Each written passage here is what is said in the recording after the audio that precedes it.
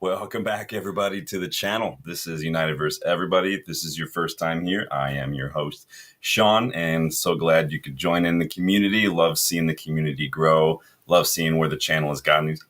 I know sometimes I say that. I just like to make a point when I think about it to express my gratitude for everybody who's just been coming in and getting involved in the chat, helping the community grow, helping the channel grow. It's been a blast just doing this.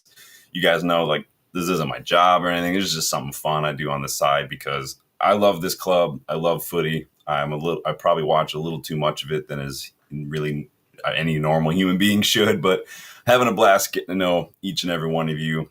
Love seeing the channel grow. So I do always want to make sure that I at least make time to do that when I'm thinking of it. So appreciate everybody, you guys. We got a lot to discuss today because we've got all sorts of drama going on. It's I honestly feel like I'm back in middle school. This is absolutely ridiculous, but we're going to talk about it because Sporting Lisbon's president has clapped back at some of the rumors. He's thrown a bit of shade at Gyökeres and his agent today. We got another goalkeeper link we're going to discuss.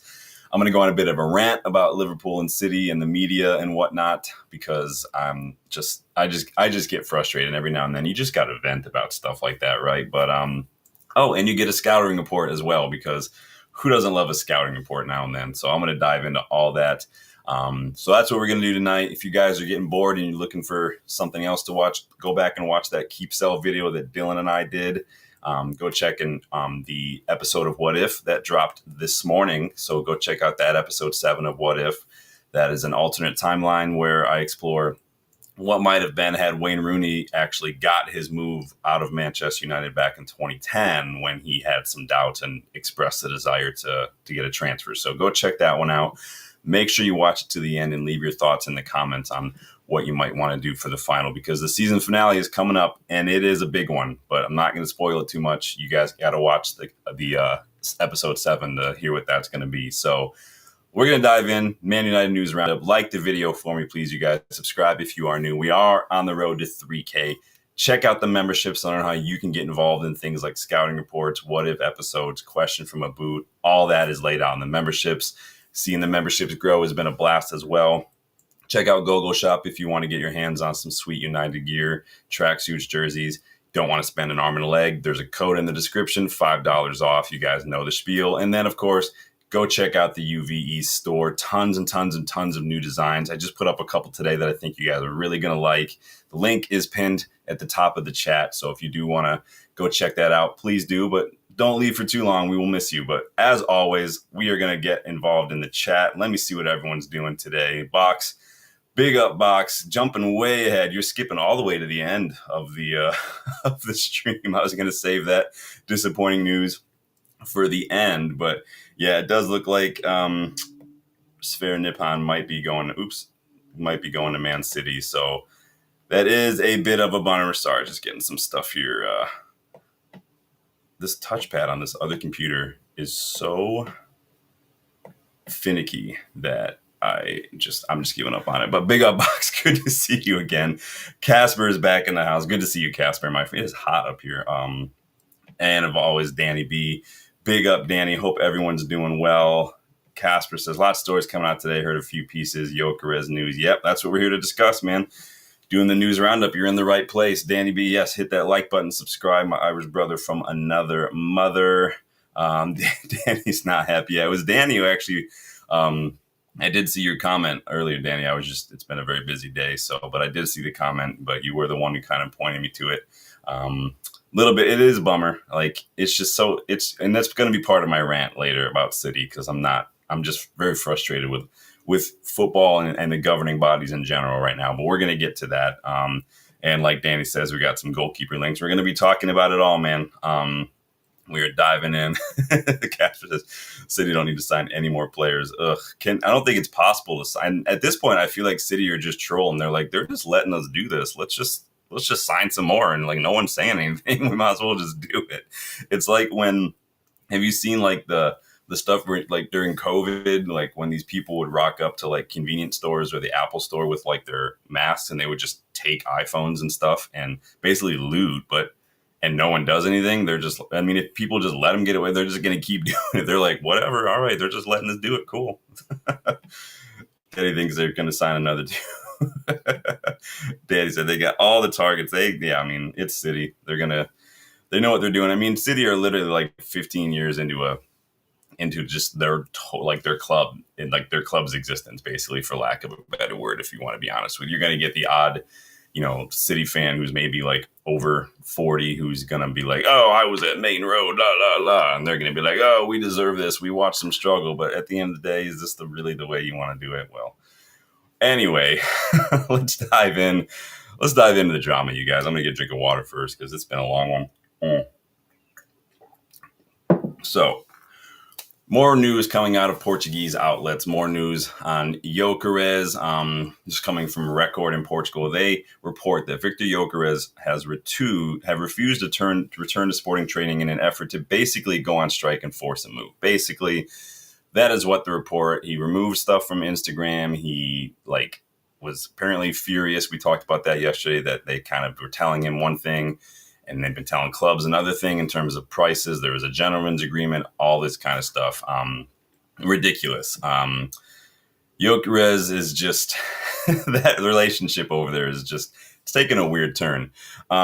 So the manager of Sporting, Rui Borges, was asked about Gyökeres recently as well. And he said this: Gyökeres, Sporting's future begins on July 1st. That's all I can say. So I'm not sure what's going on July 1st. I think that's when the new football fiscal year starts, right? If that's in terms of like FFP and whatnot, I think that's where the cutoff is for certain things counting towards, 1 year's finances versus another year's finances, if I remember correctly. I don't know if that's doing anything. I'm not sure how much a manager is going to care or know about that kind of stuff, but that's basically all his response was. Pretty cryptic, not really much to read into it. But Borges wasn't the only Sporting official to share his thoughts on the whole Gyökeres situation. As this guy, so Sporting president, his name is Frederico Varandas, right? He put out a statement on the matter. So before I dive into it, let me get in the chat just before I dive in here real quick. Gasper says the transfer window isn't closed. We can sign until next week. I mean, we could still work on stuff. We just can't sign the paperwork. And really the paper you see them with in the photos is just a blank piece of paper anyway. But Lyle, big up, Lyle. Good to see you, my friend. All right, so this is what this cat, Frederico Varandas, had to say. It's going to be a long one, so bear with me. So he comes back from 3 days off, and he's basically put out this super, super long statement saying this, right?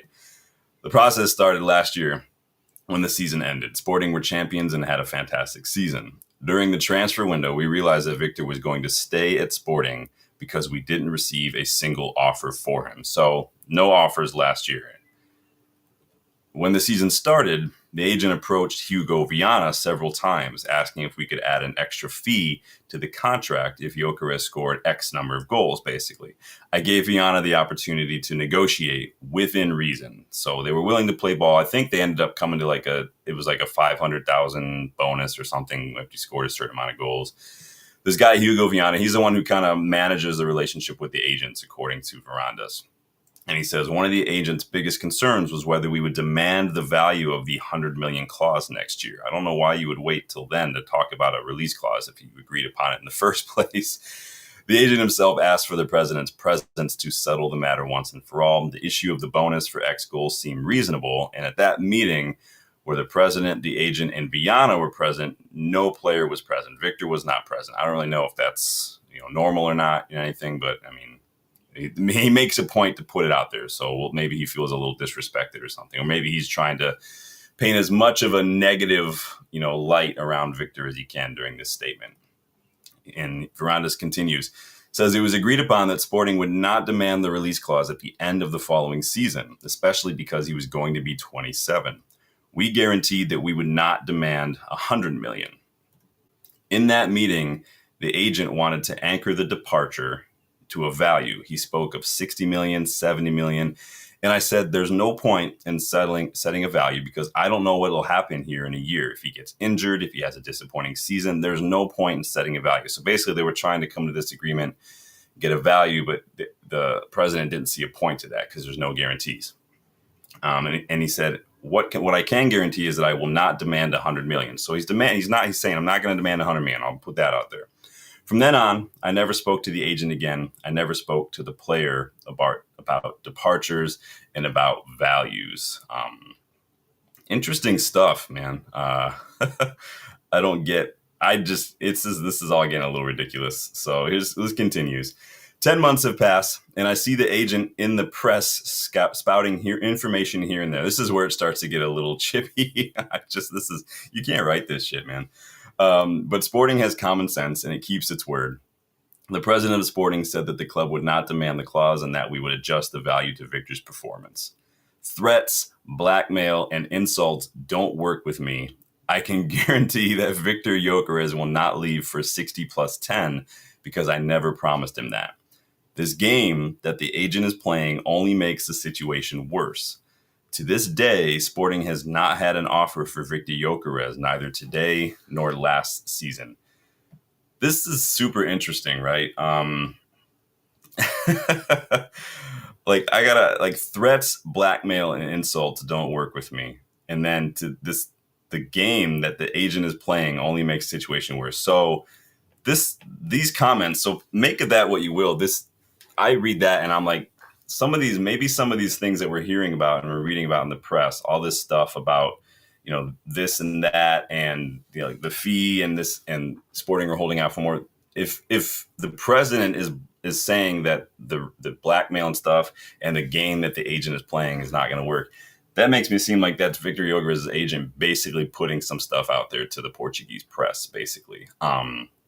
Because why else would this president say that? You literally can't come out and basically accuse an agent of doing this kind of stuff. That would be slander if not true, right? That's just not allowed. You can't, I don't know where the insult, this is getting ridiculous. I feel like I'm watching a teenage drama series on TV. Don't ask me to name one, I couldn't if I tried.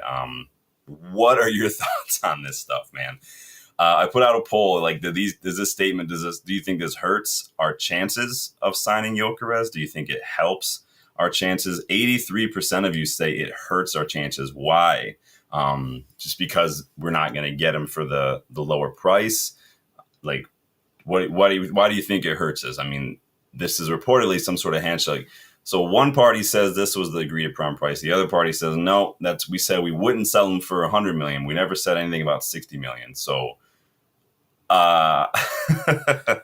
you can't come out and say there's been no offers and then demand a high price, though, like you're expecting a bidding war. The guys literally said we've not received an offer this summer. We haven't received an offer last summer. I don't know why you would put that out there. And that's not going to help you as your Sporting president to get people interested. Lyle says Silviana bounces and leaves Gyökeres hanging, nothing left and right. This is why I said yesterday, get it in writing. But why do 83% of you think that this hurts our chances? Does this help our chances? Anybody? For those of you who think it helps our chances, why? The player's relationship with Sporting a little bit in tatters. The president coming out and saying these things. I mean, you don't want an unhappy player in a dressing room. You don't that would be awkward going into next season. So clearly he's got to leave, right?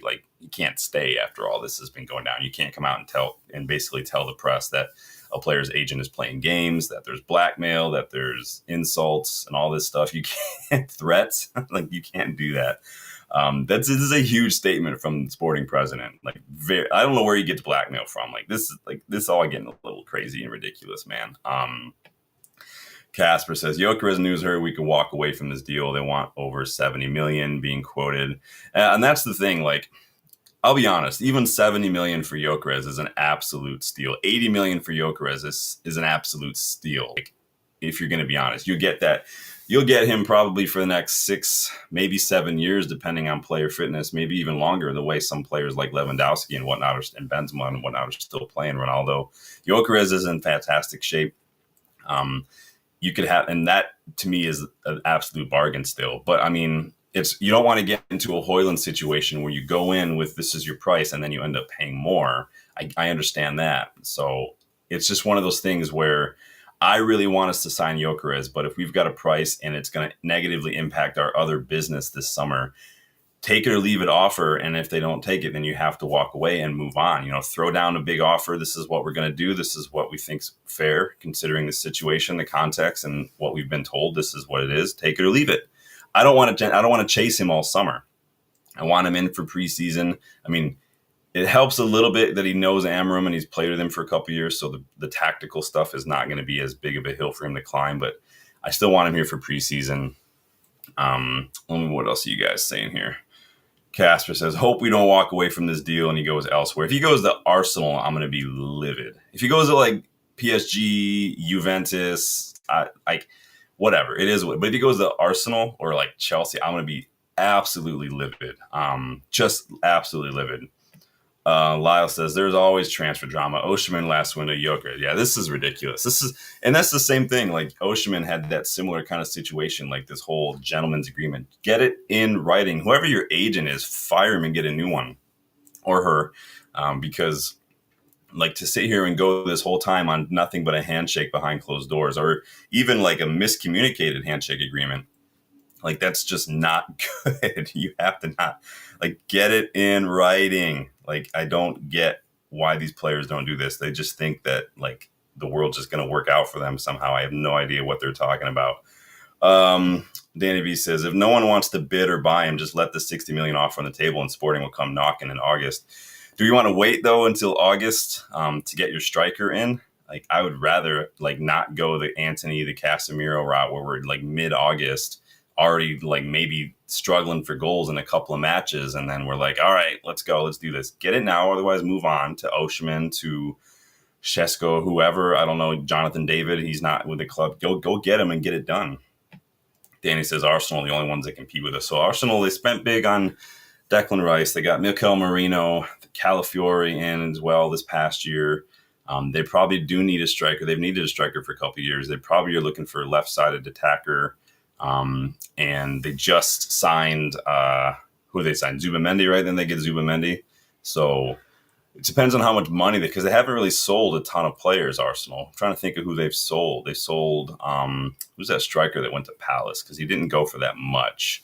I don't know a lot of Arsenal players, so you have to forgive me for not knowing that. But, Danny says anything over 65 million pounds is overpaying. You think that's overpaying? I think if there wasn't all this drama and like look at it objectively, if there wasn't all this drama and you're just looking at what Gyökeres has done in the last couple of years, his age, his quality, what like 65 million would be a bargain. Like look at what Harry Kane went for to Bayern Munich and he was older. I think Gyökeres is doing better at that age right now. Rich, big up, Rich. Good to see you, my friend. I think obviously you can't ignore the context. I'm just saying like 60. I even think that 80 million is still a good price for Gyökeres, but I think that you could probably go get Osimhen for cheaper, but might be on bigger wages. I don't know. Like I said, it's an absolutely ridiculous situation. Casper says so. It does hurt us our chance because I like him in transfer drama. It is absolutely ridiculous.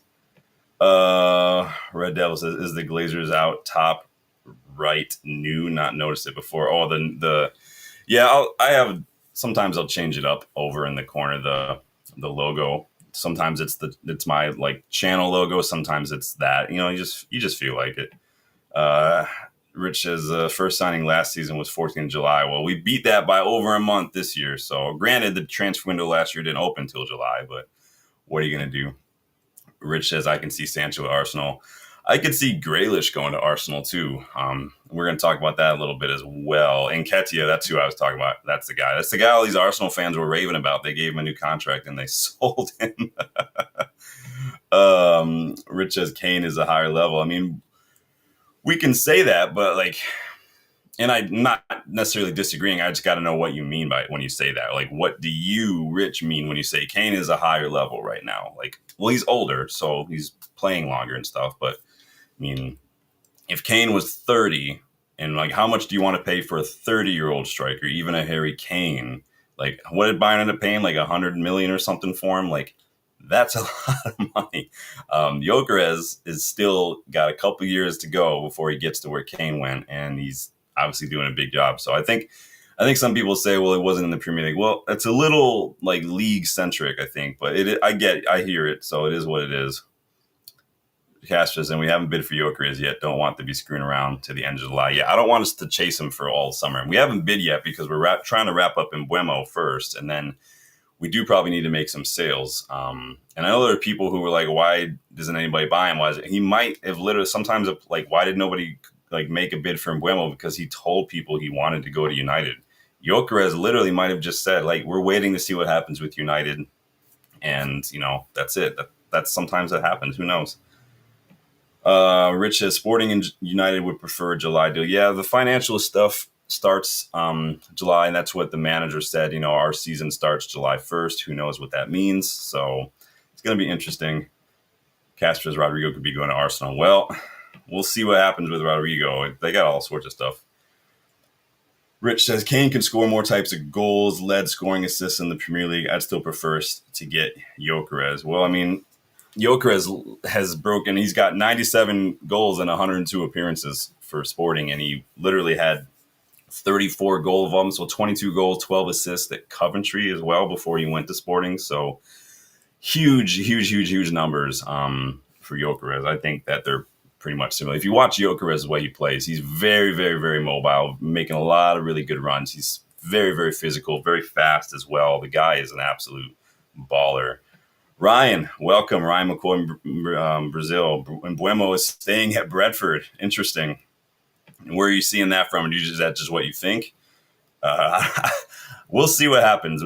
It's dragging on a little bit. We've yet to come back in for a second bid. Obviously, I think we're working with Brentford to figure out what's going to get this over the line. We're getting it done. Gyökeres, Cunha, and Mbeumo front three is a very, very tasty idea. I like that a lot, that prospect of that front attacking three. I'd like to see a keeper. I'd love to see a midfielder as well. And in an ideal world, I would love to see a left back and a left-sided center back. But Ryan says new goalkeeper and backup CDM. Yep, you guys know I've been banging that drum for a long time. I did all sorts of scouting videos. I did all sorts of transfer target videos. I've done budget signing videos. I've done videos on players who aren't in Europe next year that we should be looking at because we're not in Europe as well. I'm always doing scouting reports to get another look at players who maybe people don't quite know about, but maybe you can kind of learn a little bit more about. You guys know, so. Oh, Lyle says United's first preseason games on the 19th of July, so my thinking is players and staff to start rolling in from the 1st.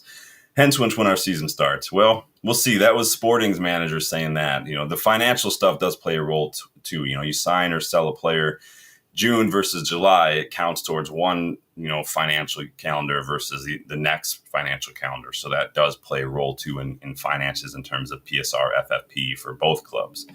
Ryan says his post to Brentford fans clearly says, see you next season. No indication of leaving Brentford this season. What post are we talking about? Let me see here. I don't know what you're talking about. Yeah, I don't see anything. So far, all the news I'm saying sees it's going to happen. So, but yeah, I don't want to chase him all summer. Throw down a take it or leave it offer, and if they don't take it, we have to move on because I just don't want this to drag on for 2 months. You guys remember that happened with Harry Maguire and whatnot, and we ended up just paying what Leicester wanted anyway. We got to move past that. We just have to, and this is a whole different recruitment structure, a whole different regime. So we'll see, but I'd like to see us just move on. But we'll see what happens. But thank you guys for getting involved in that poll. 90% of you say that it is going to hurt us, though. So that's interesting. That is very interesting. Casper says, hope it don't take too long getting the Mbeumo deal wrapped up. Osimhen now. Yeah, it could go either. I think it's going to be Gyökeres or Osimhen, honestly, because I think we do definitely need a striker. I'm still up in the air 50-50 on whether or not I think Højlund might actually leave or not. But we'll see. I could see a universe where Højlund stays and Cheeto goes out on loan. And then we reassess the Højlund situation in a year, or we just have a plan to sell him in a year. I have no idea. Yeah, Rich, I agree. I don't think he's going to stay at Brentford. I think that he's definitely leaving. I mean, he was already leaving even when Thomas Frank was still there and stuff. I mean, it's just, we'll see what happens. But the whole Gyökeres situation is absolutely ridiculous. Speaking of ridiculous, though, English media are already they're still just hard at work trying any way they can to bash Cunha, bash United. Check this shit out. I saw this today. This is coming from the Mail Sport. So I don't know if you guys, I don't watch any of the international friendlies, like, because they're all, even the Nations League, it's literally a friendly. But this Mail Sport, the little tweet headline: Matheus Cunha misses horror chance for Brazil just days after signing for Man United as Red Devils fans blast £62.5 million move already. And then you can see that down below, readers are already checking the mail. Like, no, they've already added context and everything. They're already doing like a community note and whatnot. Like, notice they don't want to talk about his assist though either, but the agenda is real. I'm trying to tell you guys, like, they've already talked about how much he's walking and whatnot. Like, the media are just really trying hard. I guarantee you, if he was going to Liverpool, they wouldn't be saying any of this. So you guys know that that's what they do, though. That's just the media. We all know it. We love it, hate it, laugh at it. That's all I try to do. Is just, you just got to laugh at it at the end of the day. So what we got going on? So Ryan says that he says, what post are we talking about? Is this on? I don't have Instagram. So if it's on Instagram, I don't have any way to see it. But let me see you. I'll see you next season. We're doing a little story check here from Ryan in the thing here. All right. So you're talking about a post from, like, it looks like a couple days. Well, not a couple, more like more than a week ago, almost 2 weeks ago. This was fun. See you next season. Trying to see. This was fun. See you next season. So, like, some sort of video montage. Is that what this is here? Interesting. That was 2 weeks ago. So a lot has happened in the last 2 weeks, Ryan. So I think that 2-week-old news is 2-week-old news. But Ryan says if he had intentions of leaving, he wouldn't have put that in a post. Well, there's a lot of things that players say that, Højlund's out here, reportedly, there's teams in Italy and whatnot, and Højlund's like, I want to be here. Players are going to say things. I'm not saying you're right or wrong. I'm just saying it's 2 weeks old. A lot of stuff has happened. So Danny says media are a horrible shower of shit. Yes, they are. But yeah, 2-week-old post. I don't think that I'm going to read too much into it. It looked like it was some sort of a video montage or something. It's the end of the season. He's posting to the fans. Players kind of are compelled to do this kind of stuff on social media as well, whether it's the media, the pressers and whatnot, and social media engagement. I wouldn't read too much into it personally. I'm going to take the word of a lot of the journalists that we've seen as well, but I hear you. You never know. Ryan says you could be using Man United for a better wage. Well, even if he angles for a better wage at Brentford, he's going to get a better wage at United, and it's United. Neither of them are in Europe, but at the end of the day, if you have to choose between Brentford and Manchester United, and both of them are not in Europe, you're probably going to choose Manchester United. At this stage in your career, if he takes a new contract at Brentford, he's not leaving unless, and maybe, because he's what, 25, 26? This will be one of his last contracts, really. So he's getting that bag locked in. So we will see, though, won't we? You could, if he stays, if he comes out and says, I want to stay, you can come back, Ryan, and you can say, I told you so. And we will all concede that you knew based on the Instagram post from 2 weeks ago. I will concede that. So let's move on from the Gyökeres and Mbeumo and all sorts of stuff. I'm going to get some water here. Ben Jacobs. Good old Ben Jacobs. Very, very, very vocal this summer with transfer rumors throughout the postseason. He has added a new name to United's goalkeeper target list. Now, he says that OGC Nice's Marcin Bulka, who we've talked about a couple times, is one name on Manchester United's potential list of goalkeepers. He does add, though, United are determining whether or not they need to go for a new starting goalkeeper. Now, a lot of assumptions that Binder is going to be leaving. Onana, you guys know Onana would have been the first name on my list to sell this summer. I think he's an absolute net negative. Like, he hurts us way more than he helps us, Onana.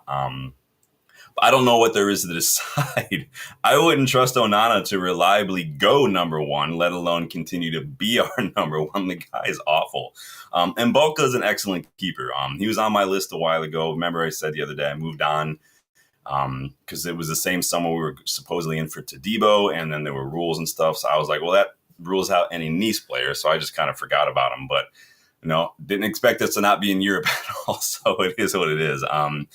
But it's again the goalkeeper rumor mill is the list is growing. We got Bulka, Lamin still from Antwerp, Milenkovic, Savic, Emi Martinez, Chevalier, Trafford. I mean, am I missing anybody? I saw some Ter Stegen rumors recently as well.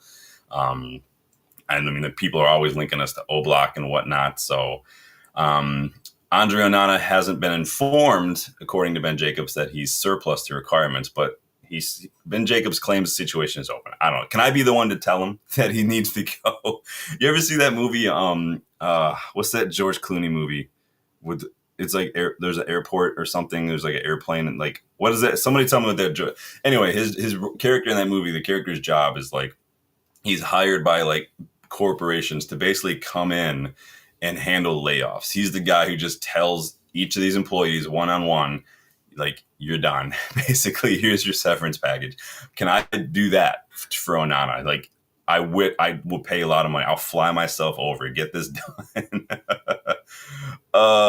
Let me see. Ryan says, obviously you would choose United, but Brentford are somehow doing better. I mean, they're doing better on the pitch, but at the same time, it's not hard to do that. And it's United. I mean, Cunha chose us before the Europa League final even happened. So never underestimate the pull of United, the pull of a project. A lot of players do look at the project, the manager, the plan, where the club is going. That does appeal. It's not always just about wages.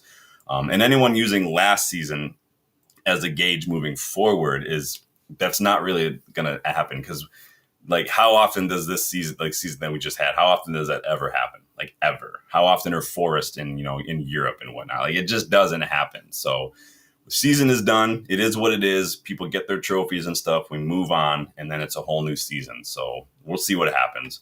Ryan says, see a lot of stuff about players coming United. They don't. So please just don't get your hopes up. Well, I mean, we never get our hopes up with United. We've learned that the hard way. But we got Cunha coming in, so I'm happy with that. Diego Leon, I would like to see some other players. I mean, you're going to see a lot of stuff about players coming United because we get linked to pretty much every player under the sun. If you ever kick the ball anywhere, you're going to get linked to United. That's just the press do it for clicks. The agents use us to get their clients new contracts. It is what it is. It's nothing new for me. I know that we're going to get linked with everything. It's why you won't see me talk about every rumor that pops up because most of it's just garbage. If it comes from Team Talk, Caught Offside, some of the stuff from Give Me Sport for Cowhays, I don't even bother with it. So I just don't even, because you can kind of see it after a while, right? You can kind of see through it. Should have never sold Sergio Romero. Perfect goalkeeper to place with De Gea.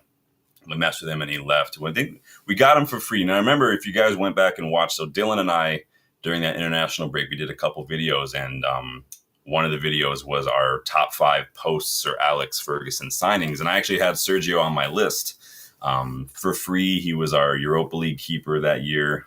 Excellent number 2. Probably one of the best number 2s you're going to see. So, yeah, I'm right there with you, man. Casper says, Balka, I've heard of this Villa instead. Villa might be signing Scott Carson now, 39. Yeah, you always need one of those old keepers kicking around. You have to have 3 keepers for training and warm-ups. If you guys ever go to the matches, you see there's 3 of them. Your number 1's in goal. You've got your 2 other keepers kind of way out wide. They're all doing drills. You have to have them. So Amir, Fikri, and Amorim Trust, big up, man. Good to see you again. We believe in you, Sir Amorim. Big up. Justin popping up in the air. That's it. Thank you. Could not remember what it's called. I want that job. That job is awesome. Like, I want to be the guy like you hire just to tell people no, because so many people have a hard time saying no. I have no problem telling people no. For me, it's no with a period. Complete sentence. My favorite word of all time. But thank you. Yes, big up, Justin. Did Gabriel get his gift yet? It should be coming like any time here.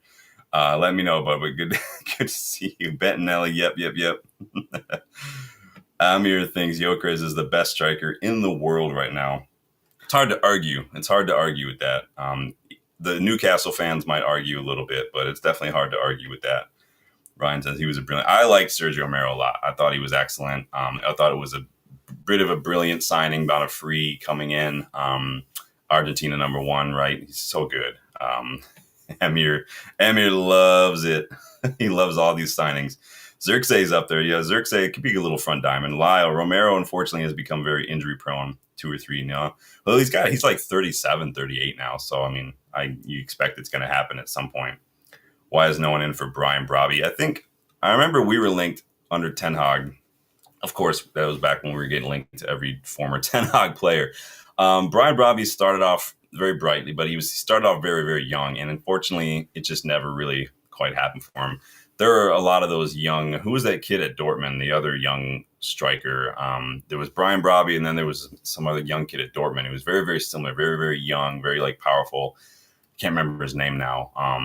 Very, very. They were very promising. Nothing yet, fam. Well, it'll get there. Don't worry.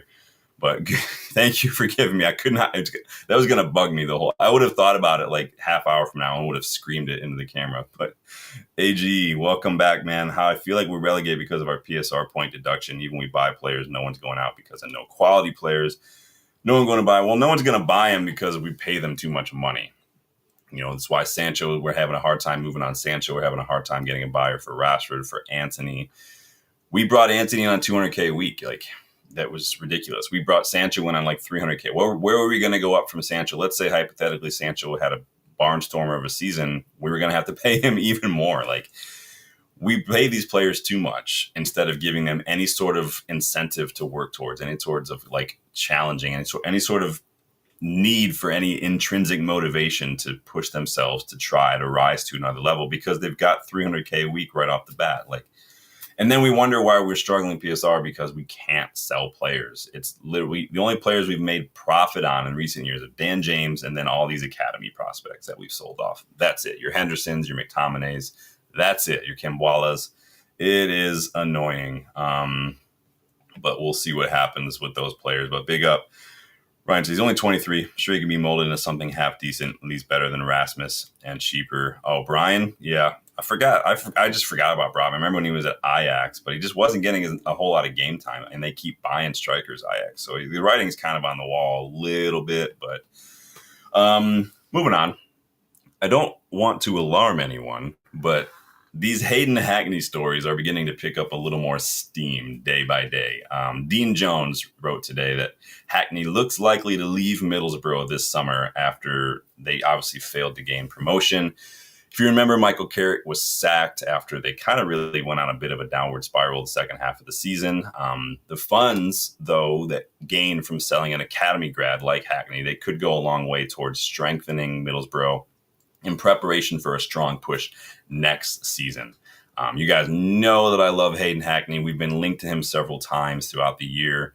He's been featured in so many of my videos on rebuilds and whatnot. I love Hayden Hackney. Jones claims that he's valued around £20 million by Borough, but that price could increase if he does have a good under 21 euros and they somehow get a big war going. I would love it if we got him. He could easily come in, let him, and Casemiro's going to be leaving in a year. I think he slots right in for Casemiro. 20 million is an excellent value for money. If we are at all interested, they'll get it done quickly. We do have a few midfielders in the club. We might have to have a bit of a culling. I don't know what's going on with Collier. It sounds like Manu will be at least given a season under Amorim. He's been bulking up. He's been working on the physical side of things. He is dealing with some injury issues here and there throughout the season, Cobby. So we'll see what that goes into. Ugarte, we'll see what happens with Ugarte. The writing, it didn't look good the last couple games of the season, right? Because 20 minutes against Chelsea, no minutes in the finals, not a good look for Ugarte. But ideally, Hackney would be a Casemiro replacement, in my opinion. I see a lot of similarities between him and Casemiro. He's got a very good passing range, really good box-to-box, really good at patrolling and cleaning up in his own half of the pitch. Really like what I see. Maybe we could jump the queue by maybe including a player in the deal, some academy player, maybe a player like Amas on loan, maybe even throwing Collier in there with plus cash. Who knows? Danny says, Palace twerking around Hackney. Palace do have Europe, so we'll see what happens. If Palace somehow manages to keep hold of Mateta, of Eze, of Gueye, of Wharton, they can make a strong push. The problem is those four players are like their best players. Who's that wingback they have too? Munoz or something. If I don't think Palace have the depth to push Europe and the league and the domestic cups. That's going to be the difference maker for them. They don't have the quality and they don't have the depth. They're really going to have to either focus on something and just enjoy the revenue from like European football, or if they might not have it. Remember, we talked about that yesterday, either with Forest and whatnot, or they're going to struggle and to compete on all those fronts, and they're going to learn that lesson the hard way. Like we have the last couple of years, and we just don't have the depth, and we've got the injuries. You can't do it all without the depth in squad or without the physicality, and that's a lot of minutes to put on players. But I mean, we'll see. I love Hackney. I think that if Carrick was still there, I might have a little bit more hope, because we did have a little bit of a of a foot in the door. But Amir says a lot of people just wait and see, be patient with my club. Amorim is right. Well, we'll see. He's got to do a lot to get a lot of fans back on side, because I do think he shares a lot of the blame for that loss in the final against Spurs. I thought his team selection and his subs were just wrong on the day. I think they were just wrong. I'm not blaming him all of it, but he did play a big part in that. I definitely blame the players, and I blame Onana as well, because that goal was an absolute shamble goal to concede. I got a dog here on my nose, man. Any thoughts on Vanya? We talked about Vanya a little bit when we were first linked a couple weeks ago. I mean, obviously, it's going to keep cycling through the news reports. Remember, he was at United a long time ago, never actually played because there was an issue with his visa. So he wasn't even allowed to train with us. And so we ended up just having to let him go. So, but we'll see. I know that he's a name that's on the list. I wouldn't mind. You guys know at this point, I'm trying to avoid just the anybody but Onana thing, where I'm like, yeah, give me this player. Give me this. Like, I would like us to be smart. I didn't have a problem getting Emi Martinez when he was reportedly available and free, but that's not a thing, I guess. So I don't want to spend money on Emi Martinez. I'll tell you who I really like too. And I was writing this down. I just signed him in my FC 25 career mode this morning when I was starting a new one because I was bored. Is Lunin from Real Madrid's backup. Well, he was their starter when Courtois was injured. I like Andre Lunin a lot. 25, 26. Too good to be sitting on the bench at Real Madrid. I think he's a very good keeper. Wouldn't be expensive either. I really like him a lot. Balka, obviously very good still though too. So Lyle says, Lyle, I think you're peeking at my notes. We'll get there. We will get there, bro. I'll show it to you. Don't worry. Yeah, if Palace are interested, it's going to be hard. So Palace, who do they have there? They've got Wharton. Obviously, I don't really know who Palace have in midfield. Wharton, they've got, is Gyokeres still play for them? Check Gyokeres. And then who's the guy, the really blonde hair, the guy that got Casemiro sent off a couple years ago? Who's that? Who's that little prick? I can't remember his name now. You see, this is how I don't know a ton of who Palace have right now. They play a different system now, so it's difficult to keep track of who's on the pitch at any given point in time. But somebody let me know who else they have. Amir is all about United. Pick up Amir. We love it, man. We got a little bit of an Antony update. This one's coming from Mail Sport this time. I don't know why I bothered. They just put out that bullshit about Cunha, but you know what it is. They report that Betis are in further talks with Manchester United over a deal for Antony. They want another loan with a £35 million option to buy, reportedly. Fuck off. Option to buy. No, I don't want an option to buy. Pay the money, put the money on the table, or go find another player. Like, we're not doing this again. No. Would you guys take an obligation, or would you just want them to pay right up front for Antony? Empty out, like, I'd go to Betis. Like, this is why I want to get that job. Like, just to tell people the hard truths. Tell Betis, empty out your little donate a quarter charity bin that apparently you've got set up near your stadium entrance and pay up the money. Jeez, it's not hard. If you want a player, just do it. I don't want this pity party like you're at a garage sale and you're trying to talk people down from this old lamp from $1 to 67 cents. Like, just pay up the money. That's what it is. This is not how this works. This isn't eBay. No, Danny says no. Just take him. I hope and pray that Ten Hag and Leverkusen come back in for somebody, whether that's Garnacho, Antony, Onana. Just come take somebody off our hands, please. Oh, fucking option to buy. Fuck off. Let's do a scouting report because that shit pissed me off. Ter Stegen. Yeah, isn't he like, how old is Ter Stegen now? Like 36 or something? Like, I can't do the keeper in their like early 30s now. I could do one for a couple of years in like their late 20s. I can put up with that, like an Unai Simon or, like I said, a Lunin or something. I don't want to deal with this because you get a keeper who's 35, 36. And it wasn't Ter Stegen. Didn't he have like a major injury a couple times? Like I'm good with the injuries. Let's do a scouting report, you guys. Make sure you're hitting that like button for me, please. And make sure you're subscribing to the channel if you are new. Please check out those memberships. Check out the store as well. Tons of new designs. I put one out today that I might have to buy myself. You'll know it when you see it. It's so dry in here. All right. Now this player is probably not going to be new for everybody. But some of you probably might not know who he is. So I thought I would at least, he's been on my list a little while. I just avoided doing the scouting report because I figured, okay, more people know about this guy than some of the other players I've done, but why not? I really like him. And maybe, and I'm going to be honest, I'm using you guys as like little mini scouts because I always try to sign different players when I do a career mode save. So I'm going back and forth on whether to sign this guy and have him kind of rotate in and out for the year. But let me know what you think. So say hello to Lennon Miller.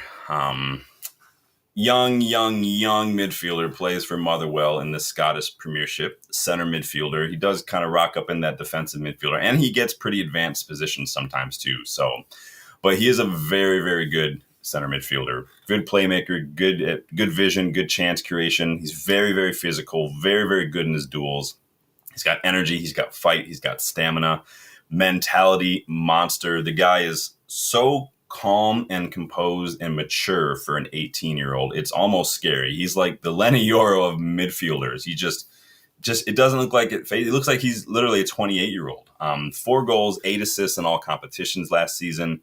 Most assists of Motherwell. 7th in this Premiership for assists in the league. He just missed out on FootMob's top 10 ratings in the Premiership, but he was Motherwell's top-rated player last season. And he was also the PFA and the SFW, so the Scottish Football Writers' Young Player of the Year as well. Absolute baller. Top 25% in chance creation. He's top 8% for touches. He loves getting on the ball, and he loves to make things happen for his team, and I love that. 7th for big chances created, 10th for overall chances created. The guy is just knows what to do with that ball, man. He's just 18. I think he'll be 19 in August, but physically he's up for it, and mentally he's up for it. He fights like a young Wayne Rooney. The guy is just up for it. Top 18% for aerial duels, top 3% for defensive action. He averages like a 1.5 interceptions per 90, which is, I think, just outside the top 10 for the Scottish League. But very, very good. Why do I like this kid? Again, composed, mature, positioning, reading of the game, energy, mentality, initiative. Everything that I've said that we need at United, this kid has. And he's got it way more than he has any right to at just 18 years old. The kid, like I said, he looks like he's a 28-year-old. It's been linked to Strasbourg, which really just means you're linked to Chelsea. Been linked to Celtic. Udinese actually made offers in January. A lot of Italian clubs are really going hard for Scottish players. It's really thick. Ferguson and whatnot are going over there. But Motherwell apparently want a record fee. I've seen like £7.5 million. And I know at United, when we see the record fee, we're thinking, oh gosh, £7.5 million. Oh, we got that in our pocket at United. Here, you can have it. Go for it. But he is entering the final year of his contract. So this could get very interesting as well. But I really, really like Lennon Miller a lot. He's very similar to he's like a John McGinn in terms of just his physicality and his fight and everything, but he's just got a little bit more silk to him than John McGinn, if that makes sense. It's kind of like how I say Xerxes is like a McTominay made of silk. Like he's got that full on, I'm moving forward, you're not getting the ball off me that McTominay has, right? But he's just got a little bit more silk. Like he's nutmegging, he's Cruyff turning, McTominay can't do that kind of stuff. So Danny says, I like him, brought him up on here. Yeah. Like I said, he was on my list, and I know you guys have mentioned him a couple times, but I never really did anything for it, so I thought I might do it. But big up for recognizing the game that this kid has. Danny says Ferguson would have signed this kid last week. This kid, man, and obviously you can't, when you're, as an 18-year-old, when you're entering the final year of your contract, you can't do a Bosman. You can't do a pre-contract. You have to be, I think it's 21 or 23. I don't remember off the top of my head, but you can kind of behind closed doors tap people up. It is what it is. Amir, man, you are doing good days are coming. 21 is coming, man. 21 is coming. I'm putting it out there now. Cash says Lennon Miller, be a good squad player, look decent. Appreciate the info, Sean. I think that he could definitely come in, learn from Casemiro, learn from Bruno. He and Cobby. I mean, he and Cobby in the midfield pivot in the future could be a very good prospect personally. But I like Lennon Miller a lot. It sounds like you guys are convincing me. This save, it will be Lennon Miller and not Hayden Hackney that I will be signing. So, but let me know your thoughts on that. Because now it's time for me to take a little bit of a break and rant because I'm not frustrated with Liverpool. I'm frustrated with the English media and their lack of coverage on Liverpool. So Liverpool just agreed to pay basically an astronomical fee to bring Florian Wirtz to their club, a fee that could rise up to 150 million euros. 150 million euros. I've also seen reports of 350K a week salary for Florian Wirtz. You won't see that reported anywhere, though, in the mainstream media. All you'll hear about is what a player Liverpool are signing. You won't hear a peep about the fee. You won't hear a peep about the wages. You won't hear anybody talking about how much he walks during a match. Just like you haven't heard anything about Darwin Nunez's price tag since he joined Liverpool, even though he's been absolute dog shit. Or that Darwin Nunez hasn't started for Liverpool since March against Southampton. So flat track bully, and that barely even a flat track bully. It's cool though. I mean, Liverpool fans will probably tell you that Wirtz money is still just the last bit of the Coutinho money. So they're breaking even, right? So the agenda is real though, is basically what I'm getting at. Like that's for all the crap that Rasmus Højlund has had. And yes, he's been shit this season, but all the crap that Antony, that's two Antonys that they're paying money. So this kid has to deliver, like has to deliver right away. That's three times Bruno Fernandes, what we paid for Bruno. So that means really mathematically you've got to put out three times the goal involvement, the numbers, the goals and assists that Bruno has to make any sort of comparison legitimate. Like you just have to. So we'll see what happens. Liverpool are stockpiling midfielders though, like it's toilet paper during lockdown or something. It's insane. They bought 4 one summer, and they still complain that they needed number 6. I don't get it. I really don't. But this kid is like, we'll see what happens. Liverpool could get Ekitike. I'm not sold on Ekitike personally. He's one decent season, and it's really not even like any better than Højlund did last season. So I'm like, you guys know I don't go hard on one good season of a player. I've got to see a little bit bigger sample size. Like, again, what's the example I use? Can anybody tell me where Andrea Bellotti is right now? Exactly. So Danny wants both Miller and Hackney. That would be an excellent. Danny, that is like a straight up Sir Alex midfield 2 right there. That is about as 90s Man United midfield 2 as I could think up in a modern era. Hackney and Lennon Miller, just boom, stick him in there. Scholesy Keno, let it be done. Lyle says, hated, adored, never ignored. That's true. That is true. That is the saying. So pivoting from Liverpool onto City for a second here. Because City just apparently continued to just hold up 2 middle fingers to football in general as they signed 8 players this calendar year so far. 8 players since January they've signed. 350 million spent since in January and the summer so far. While the whole time these 115 charges are still being processed and looked at. They've basically been charged with corporate fraud, according to football financial expert Kieran Maguire, who is a very good source if you guys ever want to look at anything football finance related. I've got his book behind me. I featured it on my books that United fans should read video from back in January. Go check that out if you haven't yet. But they're still allowed to do whatever they want in the market. 115 charges pending, basically being accused of corporate fraud, but you can just sign 8 players, spend 350 million in 6 months. Like this is why no one takes football's governing bodies seriously. This is why PSR, FFP, why people have just called them a joke, because they don't do anything. This is also why I can understand why teams like Everton or Forest are just being petty little bitches right now, because they've got done points deductions, whatnot, and yet City are just like doing whatever they want. Like for years, FFP, all that stuff, they didn't do anything to any club. They, like every now and then, unless it was something major, like a Juventus or something. I think the only big time I could see was like Chelsea when they got their transfer ban or whatever. So other than that, it's like a financial slap on the wrist here and there. Like it's absolutely toothless. But all of a sudden, There's points deductions and stuff for Forest, for Everton. But meanwhile, Man City, you guys ever watched that Daredevil TV show?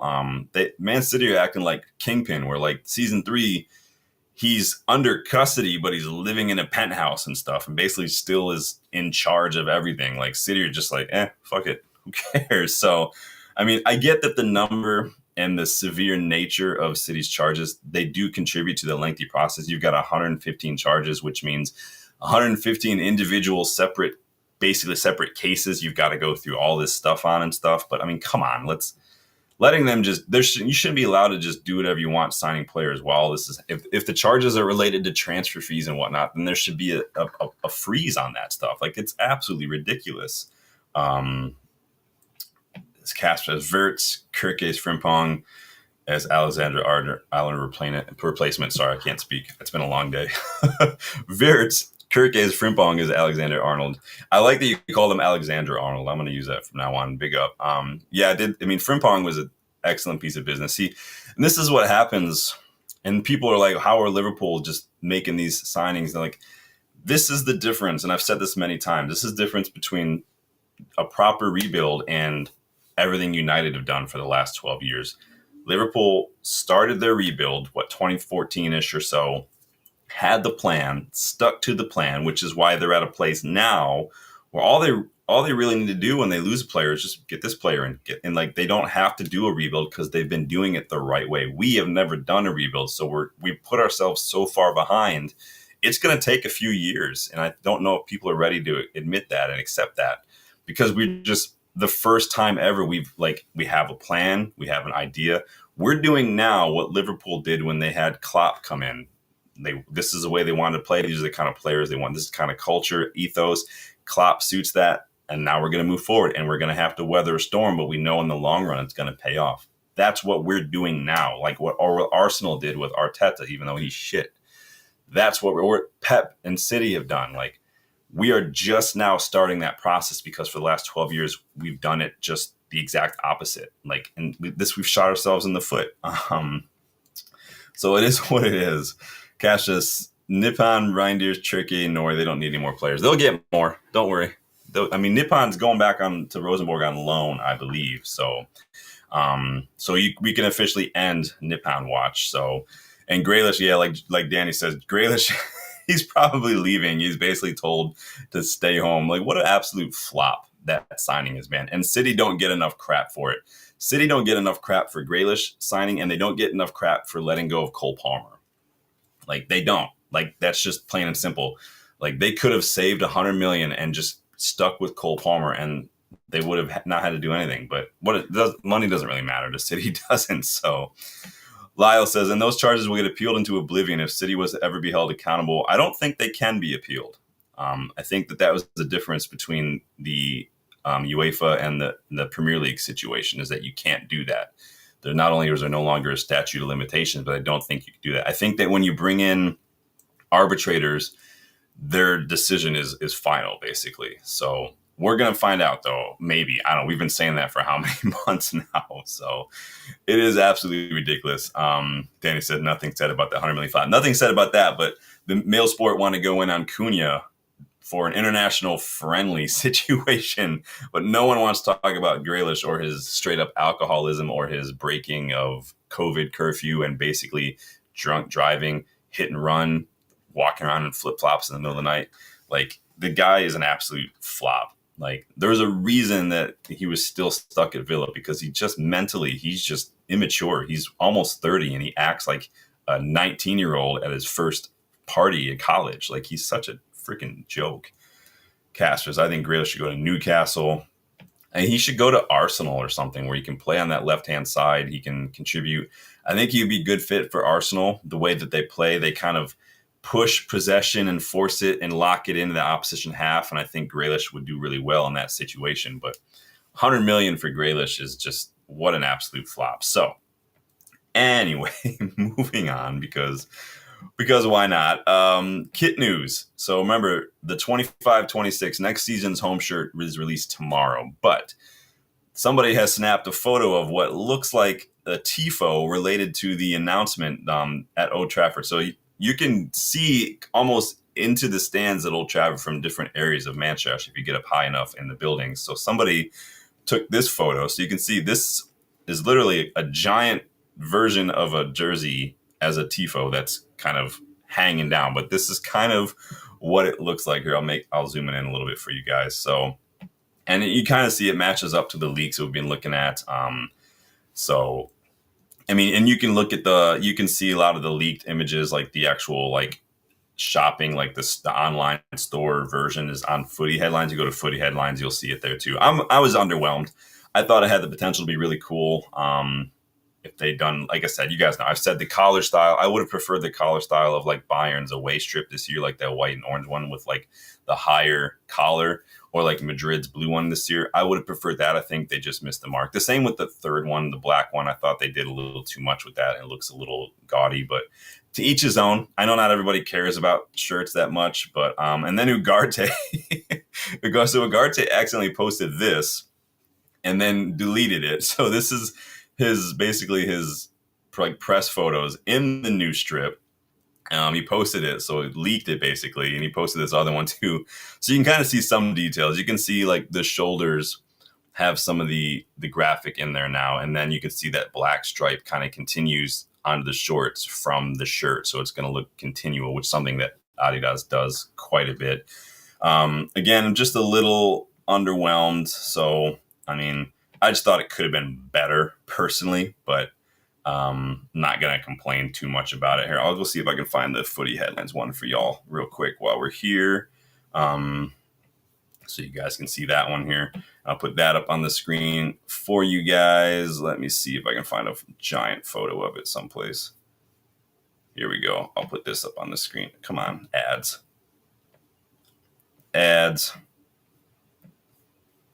Oh, there we go. All right. So that is basically what it's going to look like. You can see it's got that kind of black line, kind of like the 07, like that black shirt had that red line on it, and it's got the graphic on the shoulders. I would have loved to seen the different collar, but it is what it is. Everybody's got a different opinion. But Ugarte, I don't know what Ugarte is. The guy just has no chill, man. On the pitch or in this stuff, he just got so excited, he just had to release it. Oh, big up, Stephanie. Good to see you again. Hope you're doing well. We're just coming to the end of things here, but we thought we'd just stop by for a second and say, hey, big up. Danny does not like it. I haven't been too thrilled with the home strits in recent years. Like last year's, I'm not saying they're bad. They're not my favorite. Like last year's, the away and the third were mint. That blue one was a thing of beauty. I don't even wear it because I like it so much. I don't want to ruin it. But I do have it. And obviously that white one is a thing of beauty as well. So yeah, this one, I'm going to be honest. The white one of this year's is probably the nicer of the three. I'm just a little bit underwhelmed by some of them. I feel like they just could have been better. But again, not everyone cares. Like I said, I kind of like what's supposed to happen with kit design and stuff, where there's supposed to be a little bit of thought into the process. But I just think Adidas has been a little lazy these last couple of years. But Casper's seen it. Danny's, I don't know what Ugarte's doing, man. He's probably just still butthurt about not playing in the final. He's like, F this. I'm gonna leak this. Who cares? He released it. He deleted it because the kit's not supposed to be out till tomorrow, so no one's supposed to see it. So he wasn't supposed to do that. Lyle says it's 10 times better than this season's home shirt. I hated that strip on the side, which looked more orange than anything else. Yeah, I wasn't a fan of this year's home. If you go look at Bayern's away shirt this year, the white one with the orange on it, and you look at the collar, that's how I wish we would have done the collar, but it is what it is. Lyle says the home shirt, you can't do too much. The away shirt in the third gets more design. Yeah, you don't want to do, it's very easy to do too much, in my opinion, with jerseys, which is why, like, I think the third this year, the black one, they looked good had they not added the little devil prints into the stripes. I thought that just added too much a little bit, but to each their own, right? I mean, I'm not going to say that it is. Danny wants Nike back. I think it's time for somebody else to take a crack at it. I mean, we might lose out on Adidas anyway if we keep missing out on Europe. They might just say F this. But we are one of their, like, what do they call, like, their heritage teams or some their legacy teams or something among, like, Juve, Madrid, Bayern, Arsenal, and whatnot. We are one of their kind, and Ajax and stuff. So we are in there with that. So, and now they got Liverpool now too, but I wouldn't mind going back to Nike, and seeing, what Nike can do. But again, it's not my choice, is it? So I don't remember how many more years we have left of this Adidas deal, but we've got a couple more years back. So Castro says, now back to Victor Gyokeres news, ridiculous stuff. Yeah, it is all a little bit dramatic, a little bit childish, a little bit petty. It is interesting, though, like that their president basically accused Gyokeres' agent of blackmail, of playing games, of insults and stuff. Whatever. That's hard. You can't lie about that kind of stuff. Like that either happened or it didn't. And if it did happen, then the agent's got some explaining to do. If it didn't happen, then the president just slandered somebody, which is a big no-no. So, and then that young Southampton defender that we spoke about a couple weeks ago, Harley Ebsden-James, remember him? We spoke about that United were supposedly looking to bring him in. Officially has completed his move. Highly rated young 16-year-old defender, 1 million fee to Southampton, and they have a 20% sell-on clause. So again, another solid up-and-coming, highly rated youngster joining the club because of this pathway that we can provide. Remember, we talked to Aiden Heaven, did that interview last week and said, I'm seeing the youngsters play. That was a big part in me making this move in January. The original plan was to get Aiden Heaven in the summer, and we fast-tracked that because Jason Wilcox was like, nah, get him in now. So interesting stuff, though. But that's going to be it from me, you guys. Go check out the store, like tons of new designs. I put the link pinned to the top of the chat. Make sure you're hitting that like button for me, please. Subscribe to the channel. Remember, episode 7 of What If dropped this morning. Go check that out. And then the season finale drops next week. So I did ask you a question at the end of the episode that dropped this morning. Make sure you leave a comment and let me know what you think. Because the finale for this season is going to be a big one. Probably going to be a little bit longer because there's a lot to cover, as you can imagine. So keep that in mind. As we get closer, I'll put out the sneak peek and let you guys see what's coming. But I'm going back and forth on whether or not I want you guys to join me in for that one live. So we could do a live finale. You guys let me know. Got to watch the episode 7, though, to figure out what the next one's going to be about. And then you can let me know. So until then, you guys, check memberships, check GoGoalShop code in the description, like, subscribe, go check out the store. I can't remember. Go check out the store, you guys.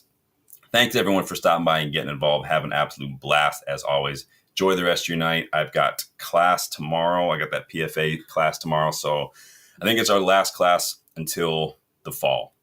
So could have a couple months off because they do a summer break. But I will see you guys when I see you. Of course, if there's big news and stuff, I will always find a way to stop by. But until then, you guys take it easy. Enjoy your night. And I will talk to you later. Thanks for stopping by.